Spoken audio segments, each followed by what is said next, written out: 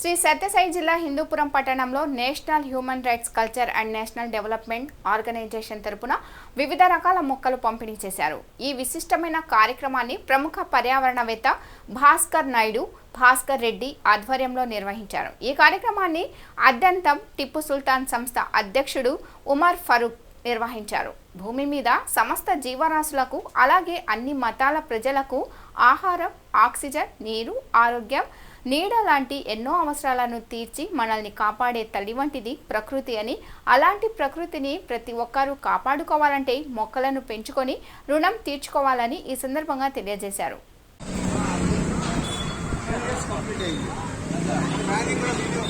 ఆ రోజుల్లో చేసినటువంటి మహోన్నతమైనటువంటి ఈరోజు 16 ఎకరాలు మహావృక్షమై ఈ ప్రపంచంలోని చరిత్రాత్మకంగా ఏ విధంగా అయితే గిన్నీస్ అవార్డు వచ్చిందో భాస్కర్ రెడ్డి గారు ఈ గిన్నీస్ అవార్డులు కలిగి దేశాలు వీళ్ళ పేర్లు ఆదర్శమూర్తులుగా ప్రతి చోట ఉండాలని ఆ వృక్షాలను ఇంకా రక్షించే శక్తి సామర్థ్యాలు విని వాళ్ళకు ఉన్నటువంటి మానవమానాలకు అతీతంగా వాళ్ళు ఇంకా రెడీ అయిపోయినారు. కాబట్టి ఇంకా భయం లేదు కదా, వాళ్ళకు తోడుగా నీడుగా ఆ వృక్షాలే కాపాడుగా.